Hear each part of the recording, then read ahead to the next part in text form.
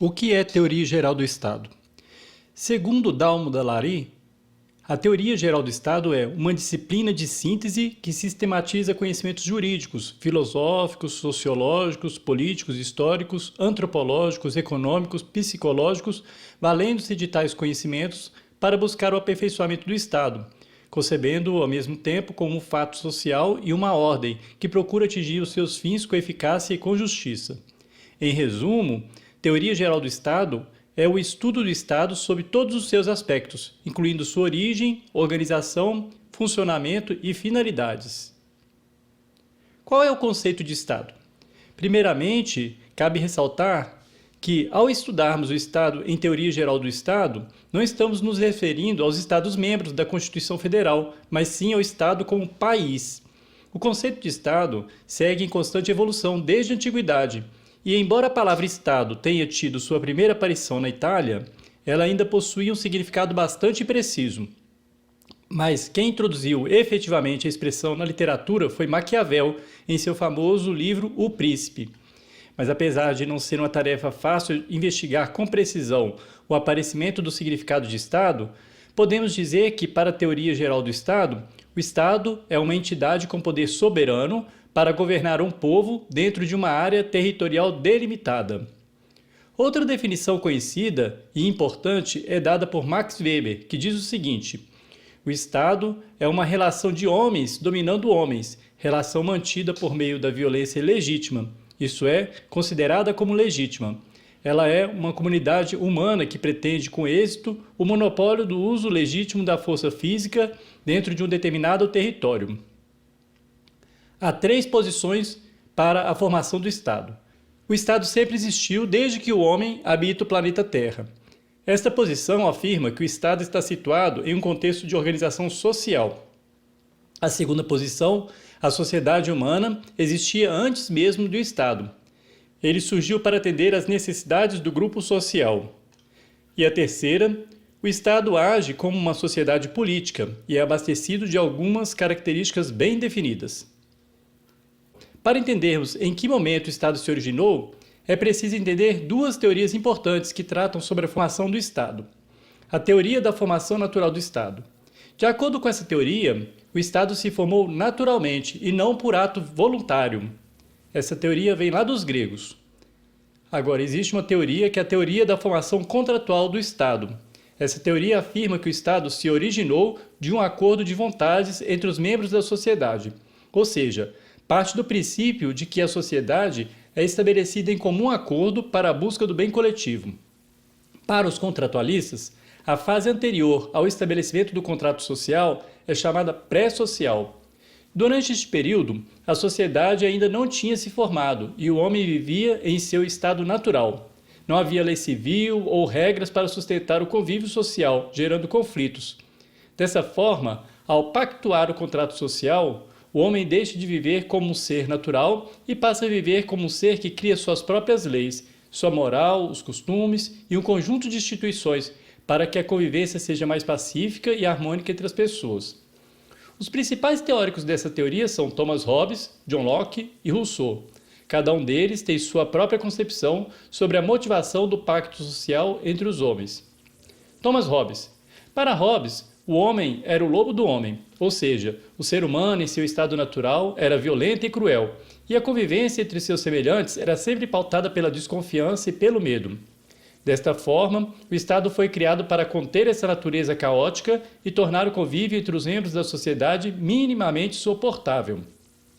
O pensador era a favor da monarquia e acreditava que o Estado deveria manter as rédeas curtas, concentrando seu poder estatal e se utilizando do meio da força para conter os membros da sociedade. John Locke. De acordo com Locke, o estado de natureza era um período de total igualdade entre as pessoas. Todos eram regidos por uma lei natural que garantia a posse sobre qualquer bem, inclusive sobre o mesmo.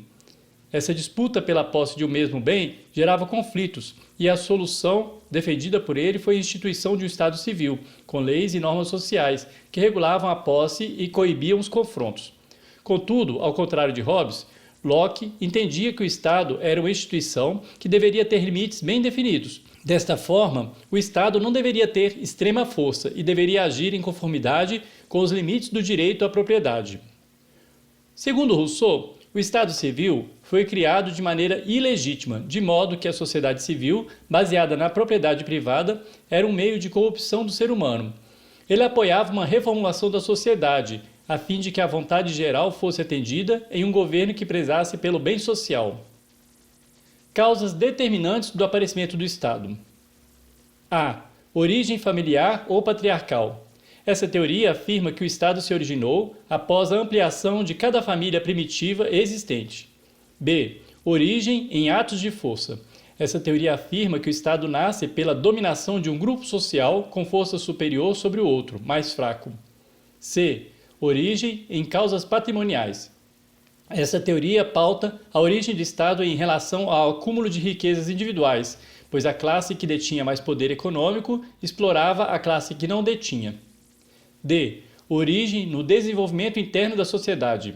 Essa causa determinante afirma que o Estado se originou pelo desenvolvimento espontâneo da sociedade. Após essa contextualização, torna-se essencial aprendermos os elementos básicos para a formação do Estado. Vamos considerar a classificação mais clássica. Esta classificação preleciona que a formação do Estado possui 3 elementos: território, povo, soberania. Território é considerado como a base geográfica controlada pelo Estado. É nesta base territorial que vigoram as leis feitas por aquele Estado, ou seja, onde o Estado exerce seu poder e autoridade, jurisdição. O território de um Estado é formado pelas dimensões terrestres, solo, subsolo, aéreas, espaço aéreo e marítimas, águas internas e águas litorâneas. Povo. Embora esta palavra depreenda diversos empregos semânticos, para a teoria geral do Estado, povo pode ser definido como conjunto de pessoas que tem como característica a nacionalidade, brasileiros natos e naturalizados. A Constituição Federal preleciona, em seu artigo 1º, parágrafo único, que o poder emana do povo e é ele que detém o direito de escolher seus representantes. Diferenças entre povo, população e nação. População. Quantidade total de habitantes ou residentes em um estado, incluindo-se os estrangeiros. É um conceito mais amplo que o de povo. Nação. Conjunto de pessoas que têm traços culturais em comum ou a mesma tradição cultural, mesmo que tenham nacionalidade diferente. Exemplos clássicos são a nação judaica, nação catalã, ciganos, palestinos, etc. Além destes conceitos, vale ressaltar o conceito de cidadania. Cidadania, condição que se realiza quando o cidadão tem acesso a todos os direitos civis, políticos, sociais.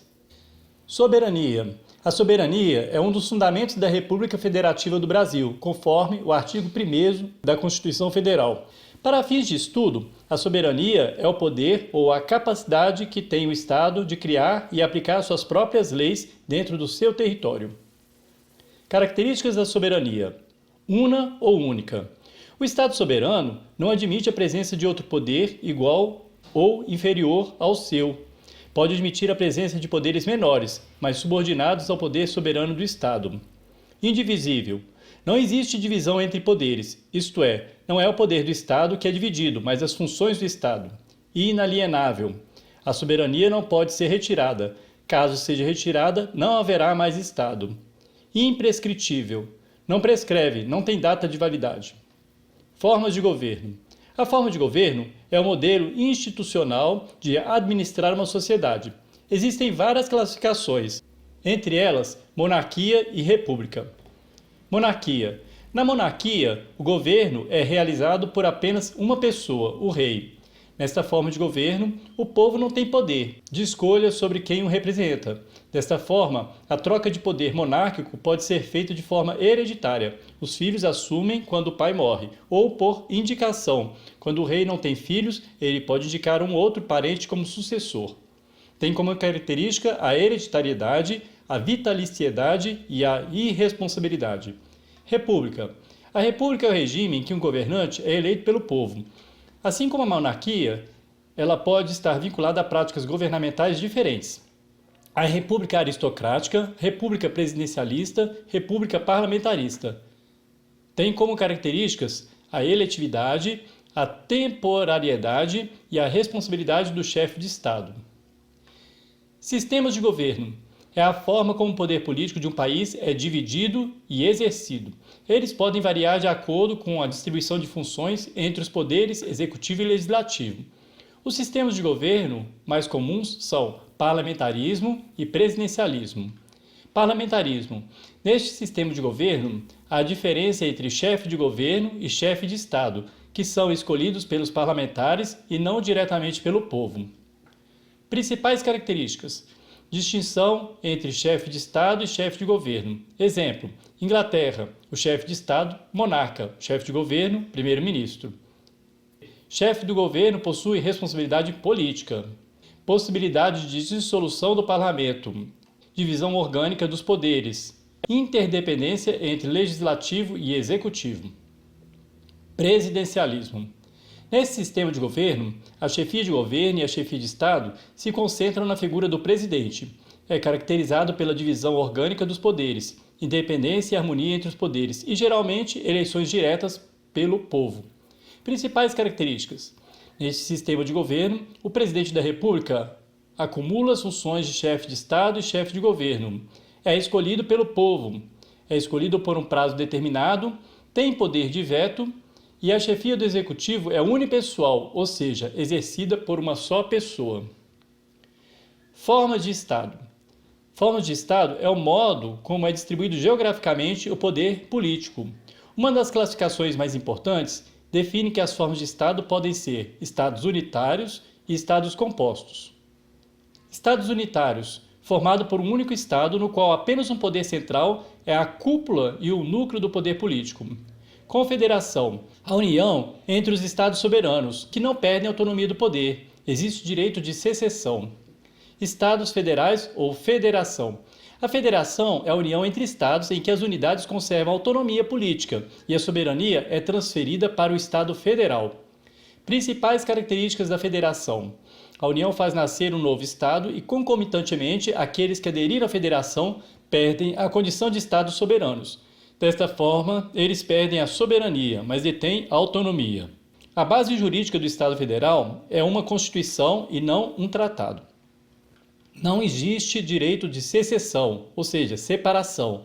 Na Constituição Federal Brasileira, isto é bem claro nos seguintes artigos. Artigo 1º, a República Federativa do Brasil, formada pela união indissolúvel dos estados e municípios e do Distrito Federal, constitui-se em Estado democrático de direito e tem como fundamentos, artigo 60, não será objeto de deliberação a proposta de emenda tendente a abolir a forma federativa de Estado. Apenas o Estado Federal tem soberania. As unidades territoriais que compõem o Estado Federal não possuem soberania, pois abdicaram dela ao se unirem com o Estado Federal. No Estado Federal, as atribuições da União e das unidades federadas são fixadas na Constituição por meio de uma distribuição de competências. A União e as unidades federadas compartilham o poder político, resultando em uma descentralização do poder, típico da federação. Regime de governo. Totalitarismo. É caracterizado pelo domínio absoluto dos governantes sobre a sociedade. Nesse regime, a interferência do Estado é completa. Suas principais características são forte presença do militarismo, ações de doutrinação para promover as regras e a ideologia, repressão das liberdades individuais e utilização do medo para controle da população. Democracia. É caracterizado pela participação dos cidadãos na política. Ao contrário do regime totalitário, o Estado possui limitações. Suas principais características são: preza pelas liberdades individuais, igualdade de direitos políticos e sociais, pluripartidarismo, existência de uma Constituição para a garantia dos direitos e deveres, pode ser representativa e participativa. No Brasil, temos como regime de governo a democracia, como forma de Estado, federação, forma de governo, república e sistema de governo presidencialismo.